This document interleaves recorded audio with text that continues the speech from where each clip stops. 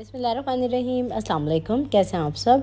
आज मैं आप लोगों के साथ शेयर करी हूँ इफ्तार के लिए बहुत ही डिलीशियस रेसिपी जो कि आप बहुत ही जल्दी से बना सकते हैं और इसको फ्रीज़ करके रख सकते हैं। तो वीडियो अच्छी लगे तो इसको लाइक शेयर ज़रूर कीजिएगा। तो चलिए बनाना स्टार्ट करते हैं इस रेसिपी को। तो इस रेसिपी को बनाने के लिए सबसे पहले तो हम एक डिश ले लेंगे जिसमें तमाम चीज़ों को इकट्ठा कर लेंगे। तो 3 उबले हुए आलू ले लिए हैं मैंने, जिसको बॉईल करने के बाद ठंडा कर लिया था। अब इसमें हम शामिल करेंगे उबली हुई श्रेडेड की हुई चिकन, जो कि मैंने 250 ग्राम चिकन का एक ब्रेस्ट ले लिया था, जिसको मैंने थोड़े से नमक और लहसुन के साथ बॉईल किया हुआ था। अब इसमें शामिल कर देंगे आधा कप बंद गोभी, जिसको बिल्कुल बारीक बारीक मैंने काट लिया है।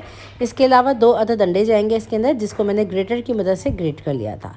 तो ये जो रेसिपी मैं आप लोगों के साथ शेयर करी हूँ ये काफ़ी ज़्यादा हेल्दी भी है और काफ़ी ज़्यादा टेस्टी भी बनती है। अब इसके अंदर हम डालेंगे बारीक बिल्कुल ग्रेट की हुई गाजर, जो कि मैंने आधा कप डाली है। 1/4 कप इसमें बिल्कुल बारीक कटी हुई शिमला मिर्च जाएगी। 2 अदद इसमें हम अंडे शामिल कर देंगे और यहाँ पे इस स्टेज के ऊपर थोड़ा सा हरा धनिया भी इसमें शामिल कर देंगे, मुट्ठी भर।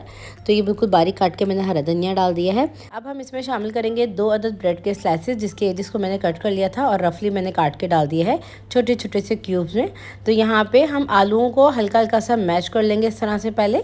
तो मैंने इसको पहले ही काट लिया था हल्का हल्का सा। और अब हम तमाम चीज़ों को वेल कंबाइन कर लेंगे और एक मिक्सर से तैयार कर लेंगे। तो देखिए तमाम चीज़ों को मैंने बहुत अच्छी तरीके से मिक्स कर लिया है और इस स्टेज पे हम डाल देंगे इसमें नमक जाएगा इसमें हस्बे ज़रूरत। मैंने डाला है तकरीबन 1 टीस्पून से थोड़ा सा कम। पिसी हुई काली मिर्च जाएगी तकरीबन ½ टीस्पून। साथ ही हम शामिल करेंगे ज़ीरा पाउडर ½ टीस्पून ही। अब ये मैंने ले लिया है कॉर्नफ्लोर, उसके साथ मैंने ½ टीस्पून चिकन पाउडर भी ले लिया है। तो 3 टेबल स्पून कॉर्नफ्लोर डाला है और ½ टीस्पून मैंने चिकन पाउडर डाला है। तमाम चीज़ों को डाल के बहुत अच्छी तरीके से मिक्स कर लेंगे। तो देखिए हमारा मज़ेदार सा ये मिक्सर बनके तैयार हो चुका है इस स्टेज के ऊपर।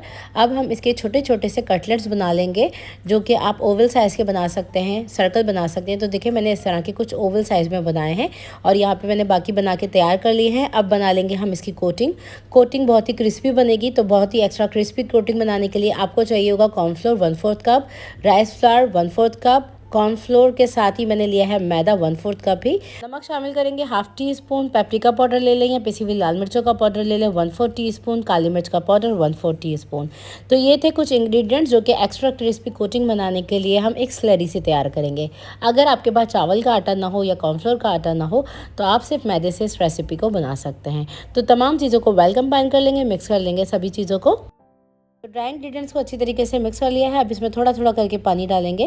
तो तकरीबन ½ कप के करीब इसमें मैंने पानी शामिल किया है और इस कंसिस्टेंसी का एक बैटर बना लिया है। अब इस स्टेज पे इस बैटर के अंदर हम डालेंगे तैयार किए हुए कटलेट्स को और इसके साथ अच्छी तरीके से इसको कोट कर लेंगे। इस रेसिपी का मैं क्या नाम दूँ आप लोग मुझे कॉमेंट सेक्शन में ज़रूर बताइएगा। तो इन कबाबों को मैंने इस बैटर के साथ कोट कर लिया है। अब इसको डाल देंगे हम बैंगो ब्रेड क्रम्स के अंदर और इसको अच्छी तरीके से प्रेस करते हुए कोट कर लेंगे। तो बहुत ही ज़्यादा क्रिस्पी मज़ेदार सी ये कोटिंग बन के तैयार होती है, जो कि बिल्कुल जिंगर स्टाइल में बनती है। देखिए मैंने यहाँ पे तमाम कटलेट्स को बना के तैयार कर लिया है।